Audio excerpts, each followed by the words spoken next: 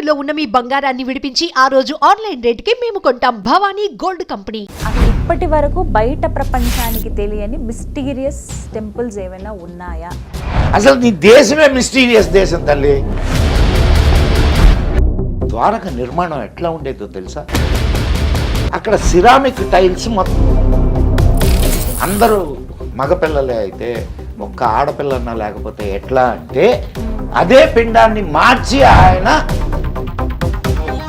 ధర్మక్షేత్రే కురుక్షేత్రే సమవేత యుయుత్సవ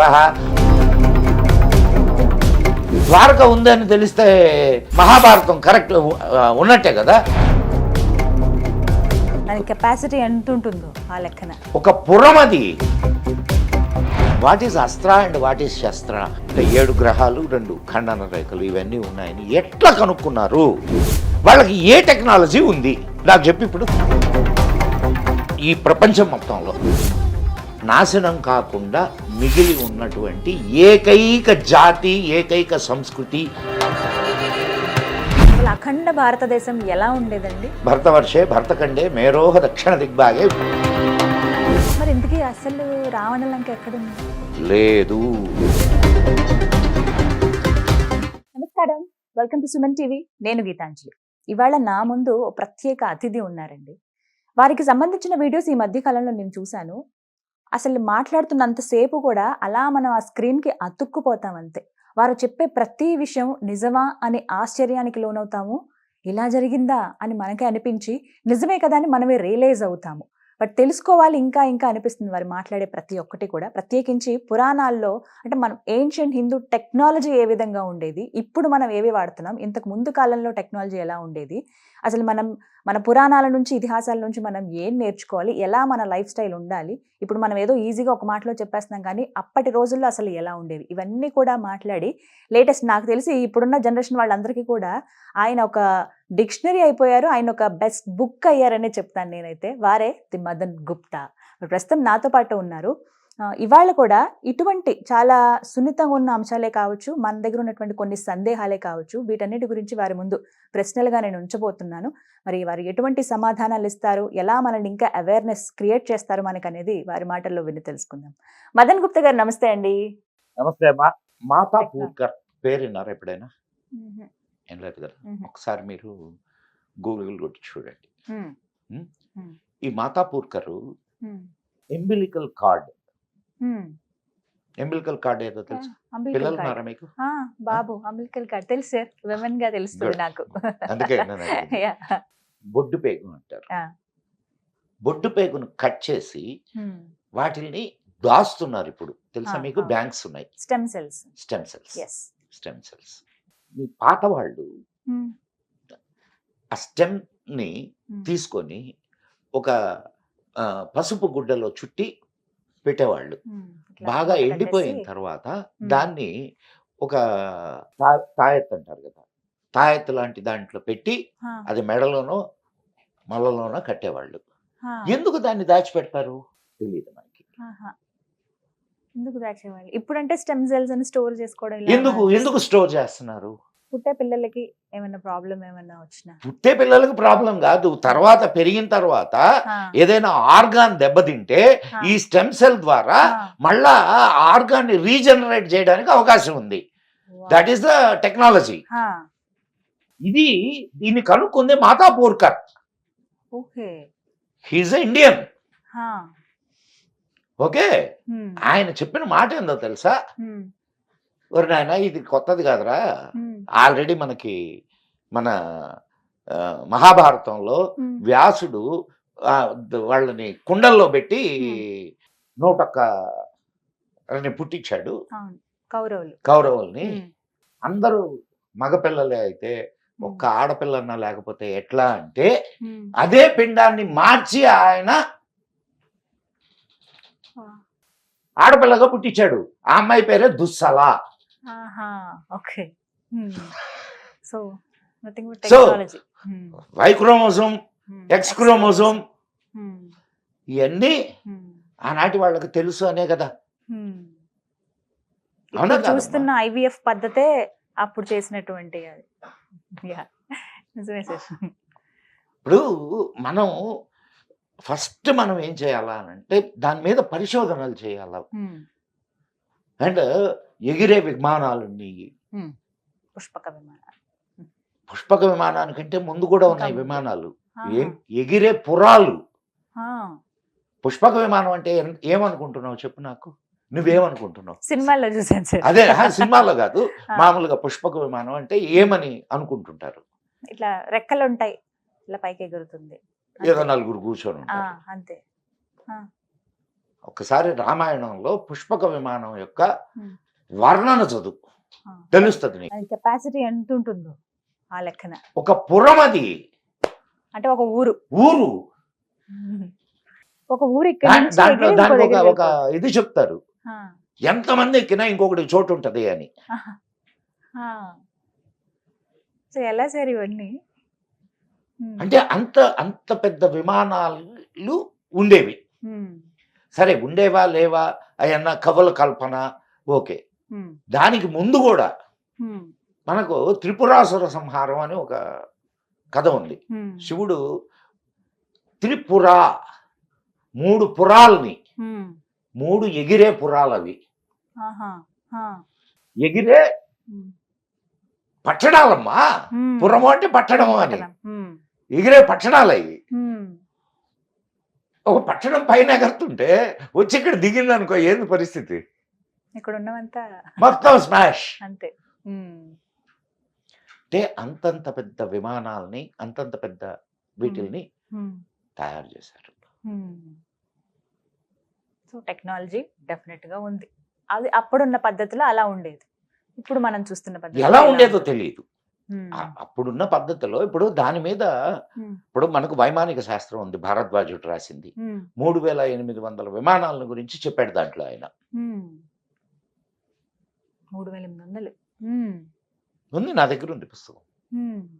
తెలుసుకోవాలంటే చాలా సబ్జెక్ట్ ఉంది సార్. అయితే ఈ ప్రపంచం మొత్తంలో నాశనం కాకుండా మిగిలి ఉన్నటువంటి ఏకైక జాతి, ఏకైక సంస్కృతి నీదే. నీదేనమ్మా, అవునా కాదా? తక్కిన అన్ని సంస్కృతులు నాశనం అయిపోయినాయి. దేశాల ఎల్లలు మారిపోయినాయి, మనుషుల మనస్తత్వాలు మారిపోయినాయి, వాళ్ళ సంస్కృతి సాంప్రదాయాలు అన్నీ నాశనం అయిపోయినాయి. ఇంకా మిగిలింది అంటే అది నీ జాతి, నీ సంస్కృతి. అదొకటే. రైట్. ఇప్పుడు మాటల్లో అన్నారు దేశాల ఎల్లలు కూడా దాటిపోయాయి. అసలు అఖండ భారతదేశం ఎలా ఉండేదండి? భరతవర్షే భరతఖండే మేరోహ దక్షిణ దిగ్భాగే. ఇప్పుడు మనం సంకల్పంలో చెప్పుకుంటాం, సంకల్పం చెప్పేటప్పుడు అవునా కాదా? భరతఖండము and Pakistan, Afghanistan, Iran, Iraq, Uzbekistan, Kazakhstan, నీకు ఇంకొక మంచి ఇటు శ్రీలంక, ఇటు మాల్దీవ్స్, ఇవన్నీ కూడా మనకు ఉపద్వీపాలు అయ్యి 8 ఉపద్వీపాలని చెప్పారు మన పురాణాల్లో. అసలు యాక్చువల్గా ఇప్పుడు మనం శ్రీలంక అంటాం కదా, శ్రీలంక రావణ లంక కాదు. మరి సార్ ఇప్పుడు నేను దాన్ని ఇది ఎక్కడ ట్విస్ట్ కాదు, నిజం. అమ్మాయి కాలక్కాడు దగ్గర మహేంద్ర పర్వతం ఉంది తమిళనాడులో. మహేంద్ర పర్వతం నుంచి రామాయణంలో ఆయన ఏం చెప్పాడు? మహేంద్ర పర్వతం నుంచి హనుమంతుడు 100 యోజనాల దూరంలోని లంకకు వెళ్ళాడు. దాన్ని ఈయన వర్ణిస్తాడు. ఎవరు? సుగ్రీవుడు. అక్కడ 100 యోజనాల దూరంలో ఒక లంక ఉంది, అది 100 యోజన విస్తీర్ణము అని. 11 పాయింట్ సంథింగ్ అంటే 1200 అనుకుందాం, 12 కిలోమీటర్లు యోజనము అంటే. మరి 100 యోజనాలు అని అంటే 1200 కిలోమీటర్లు. ఇప్పుడు భారతదేశం నుంచి శ్రీలంక ఎంత దూరం ఉందమ్మా? ఆ వారధి ఎంత ఉంది? చాలా తక్కువ, 50 కిలోమీటర్లు, 56 కిలోమీటర్లు. కానీ ఇక్కడ నుంచి చూసినప్పుడు వాళ్ళ ఇవి కూడా కనిపిస్తాయి కదా సార్. నేను అదే చెప్తుంది, 56 కిలోమీటర్లు. 56 అంతే. శ్రీలంక విస్తీర్ణం ఎంతో తెలుసా? 346 కిలోమీటర్లు. మరి ఇందాక చెప్పిన లెక్కకి ఇప్పుడు 1200 కిలోమీటర్ల రేడియస్ ఇది రావణ లంక. ఆ, 100 యోజనాలు అంటే 1200 కిలోమీటర్ల దూరం. దూరం ఉంటుంది. ఆ, అది ఈ లంక ఎందుకు అవుద్ది? దీని అసలు పేరు సింహళం. సింహళం. సింహళం. ఉమ్, 4 మందంగాళ్ళు వచ్చారు కదా మనల్ని దోచుకోవడానికి. ఉమ్, బ్రిటిష్ వాళ్ళు వీళ్ళు ఉమ్, వాళ్ళకి నోరు తిరక్క ఉమ్, సిలోన్ సిలోన్ అనడం మొదలెట్టారు. ఆహా, ఉమ్, అది సిలోన్గా ఉండింది. ఉమ్, 1948లో దానికి స్వాతంత్రం వచ్చింది. 1973లో దానికి లంక అని పేరు పెట్టారు. ఉమ్, ఉట్టి లంక అంటే బాగుండదని దానికి శ్రీ అని తగిలిచ్చారు. ఆ, మరి ఇంతకీ అసలు రావణ లంక ఎక్కడుంది? లేదు, మాల్దీవ్స్ దగ్గర ఉంది. ఓకే. కానీ మాల్దీవ్స్ దగ్గర ఆ, అంటే ఓషనోగ్రఫీ ఉమ్, ఇది చేసిన సైంటిస్టులు ఏం చెప్తున్నారా అంటే ఉమ్, 5000 నుంచి ఒక 10,000 సంవత్సరాల లోపల ఒక పెద్ద సునామీ లాంటిది ఉమ్, వచ్చింది. ఉమ్, అండ్ టెక్టానిక్ ప్లేట్స్లో కదలికలు జరిగినాయి. ఉమ్, దానివల్ల ఒక పెద్ద భూభాగం సముద్రంలోకి కుంగిపోయింది అని చెప్తున్నారు. ఓకే. అదే లంక అయి ఉండొచ్చా? అప్పుడు రాముల వారు కట్టిన రాళ్ళు కానీ ఏవి ఇంకా లేవు. ఎట్లా నీకు సముద్రంలో మునిగిపోయి ఉన్నాయమ్మా, ఉమ్, సముద్రంలో మునిగిపోయి ఉన్నాయి. అక్కడి నుంచి ఇప్పుడు అది ఓషన్, నీకు లోపల ఇప్పుడు దీన్ని ద్వారకాని ఐడెంటిఫై చేశారు. ఉమ్, మన మోడీ గారు కూడా వెళ్ళి అక్కడ దండం పెట్టుకొని వచ్చారు ఆ, కదా, పూజ అవి చేశారు. పూజ అవి చేశారు, దండం పెట్టుకొని వచ్చారు కదా, ఉమ్, అది చేశారు. కానీ దాని మీద మధ్యలోనే ఆపేశారు తెలుసా నీకు ఉమ్. ఆ ప్రాజెక్ట్ని. ఎందుకంటే యాక్చువల్లీ నవంబర్ లో పర్మిషన్ ఇస్తారు, అందరికి వెళ్ళడానికి వీలుంటుంది. అసలు ఆ ప్రాజెక్ట్ Surprise. దాన్ని ఆ. ఎక్స్కవేట్ చేసే ప్రాజెక్ట్ ఒకటి ఉండే ఉమ్, మన ఆ, విదేశాల ఫండింగ్తో ఉమ్. కొన్ని బృందాలు వెళ్ళి అవన్నీ టెస్టులు చేసి వచ్చేవి. అవును. వాళ్ళకి కావాల్సినటువంటి ఇన్నర్ ఇవన్నీ కూడా ఏర్పాటు చేశారు. ఉమ్. దాన్ని ఆపేశారు. ఎందుకని? ద్వారక ఉంది అని తెలిస్తే మహాభారతం కరెక్ట్ ఉన్నట్టే కదా. మహాభారతం ఉంది జరిగింది అని అంటే కృష్ణుడు, ధర్మరాజు వీళ్ళందరూ ఉన్నట్టే కదా. ఉమ్. ఉన్నట్టే. ఇప్పుడు దాకా మనకు నూరిపోసింది ఏంది? ఉమ్, అవన్నీ పుకిటి పురాణాలు, ఉమ్, అంతే కదా. ఉమ్. మరి నీకు ద్వారక కళ్ళ ముందు కనిపిస్తుంటే అది పుకిటి పురాణం ఎట్టవుద్ది? ఉమ్, ద్వారక మునిగిపోయిందన్న సంగతి కూడా మనకి మహాభారతంలో ఉంది. ఉమ్, ఉమ్. అంత భయంకరమైన కుట్ర మన మీద జరిగింది. ఉమ్. కానీ ఇప్పుడు రామసేతు అన్నారు మీరు, మాల్దీవ్స్ దగ్గర అని చెప్పారు. కొంతమంది ఏమో ఆస్ట్రేలియా అని చెప్పి కూడా చెప్తున్నారు. ఆస్ట్రేలియానే అసలు లంక అని కాదు, అంటారు. కాదు. కాదు. నీకు నేను కానీ ఒకటే సర్ప్రైజింగ్ అనిపించింది మీరు చెప్పిన దాంట్లో. అంటే ఇప్పుడు మనం చూసి నమ్ముతున్నటువంటి రామసేతు అది రాముడు కట్టింది కాదా? కాదు ముమ్మాటికి. ముమ్మాటికి. ఉమ్. ఎందుకు మరి దాన్ని రామసేతు అని రామసేతుని దాన్ని ఎందుకు అంటున్నారు? These are all temple tourism. Oh. Um. ఇది కూడా ఉందంట. ఉమ్. కానీ ఇప్పుడు శ్రీలంకకి ఇంతమంది వెళ్తున్నారు మనోళ్ళు. ఇండియా వాళ్ళు వెళ్ళి అక్కడ ఇదిగో ఇక్కడే అదేదే వాడు రావణుడు వాడి శరీరం ఉంది, ఒక పుష్పక విమానం ఇక్కడే పుష్పక విమానం ఆగింది, నల్లగా ఉంటుంది చూడండి. ఇవి చూసాను సార్. అశోకవనం ఇదే, సీతమ్మ ఇక్కడే ఇక్కడే అని చెప్పి. సార్ ఇట్స్ ట్రూ సార్, నిజంగా చాలా మంది చెప్తుంటే విన్నాను నేను. దీస్ ఆర్ ఆల్ కల్పితాలు అవన్నీ. Temple tourism. అంతే. వాడి శ్రీలంక వాడు బతకాలి కదమ్మా. ఓ గాడ్. సో ఓకే, మళ్ళీ కమింగ్ బ్యాక్, అఖండ భారతం. రామాయణంలో కైకమ్మ ఈయన్ని అడవులకు పంపిస్తుంది కదా. ఆ టైంలో భరతుడు అండ్ శత్రుఘ్నుడు ఇద్దరు వాళ్ళ తాతగారి దగ్గరికి వెళ్తారు. ఇప్పుడు రష్యాతో ఎవరికి యుద్ధం జరుగుతుంది? ఉక్రెయిన్. యుక్రెయిన్కి వెళ్తారు వాళ్ళు. ఓ, ఎందుకని సార్? అక్కడ మనది బార్డర్స్ అయ్యి బార్డర్లను కాపాడడానికి వెళ్తారు. రష్యా రష్యా సంస్కృత నామం ఏందో తెలుసా? వృక్ష. వృక్ష. వృక్ష. వృక్ష అంటే ఏందో తెలుసా? ఎలుగుబంటి.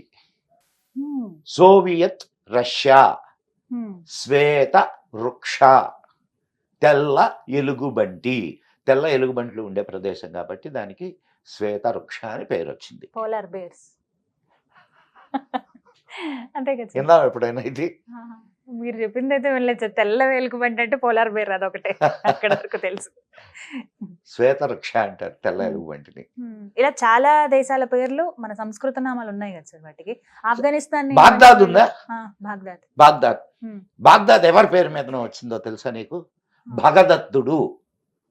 ఓ, ఆయన భగదత్తుడు హ్మ్. మన మహాభారత యుద్ధంలో పాల్గొన్నాడు. హ్మ్. భగదత్త బాగ్దాద్. ఓ, అక్కడి నుంచి వచ్చాడు ఆయన అలా నేమ్ యుద్ధానికి. మహాభారత యుద్ధంలో పాల్గొనడానికి అక్కడి నుంచి వచ్చాడు. సో అట్లా నువ్వు ఈ రామాయణంలో ఉన్నటువంటి మన అఖండ భారతం అలా ఉండేది అంత. ఇవన్నీ బార్డర్స్ మనకి, ఉక్రెయిన్ గానీ, రష్యా, ఇటు మీరు చెప్పినట్టుగా ఆఫ్ఘనిస్తాన్, ఈ కజకిస్తాన్, ఉజ్బెకిస్తాన్ ఇవన్నీ ఉత్తర కురుభూములు అనేవాళ్ళు. ఉత్తర కురుభూములు. ఉత్తర కురుభూములు అంటే అర్థం వాటి పేరు అది ఆ. ఉత్తర కురుభూములు. అర్జునుడు వాళ్ళ దగ్గర పన్ను వసూలు చేయడానికి అక్కడికి వెళ్ళొస్తాడు. ఆ విషయం కూడా మీకు మహాభారతంలో ఉంది. ఇంకా భారతం గాని, రామాయణం గాని, భాగవతం గాని ఇవి చదివితే ఇన్ని విషయాలు తెలుస్తాయి ఫస్ట్ మనకి. అసలు నీకు యు కాంట్ బిలీవ్ అమ్మా. నువ్వు ఏదో పురాణం ఏదో ఒక దీన్ని చదివినట్టు కాకుండా ఒక అనలిటికల్ బేస్ తో నువ్వు కానీ దాన్ని చదివితే అనేక విషయాలు నీకు బయటకు వస్తాయి. అనేక విషయాలు. టెంపుల్స్ మీరు చెప్పినప్పుడు నేను చాలా గుళ్ళ గురించి విన్నాను సార్. నాకే సర్ప్రైజింగ్ అనిపించింది. అసలు ఇప్పటి వరకు బయట ప్రపంచానికి తెలియని మిస్టీరియస్ టెంపుల్స్ ఏమైనా ఉన్నాయా? ఉన్నాయమ్మా, ఉన్నాయి. అసలు నీ దేశమే మిస్టీరియస్ దేశం తల్లి. నీ దేశమే మిస్టీరియస్ దేశం. కొన్ని వేళ సర్ప్రైజింగ్ అనిపిస్తాయి సార్. హిమాలయాస్ గురించి ఇందాక అనుకున్నాను కదా, అది మీకు ఇప్పుడు చెప్తాను. ఇక్కడ let the people also know. Himalayas లో ఒక ఇంటీరియర్ ప్లేస్ అది.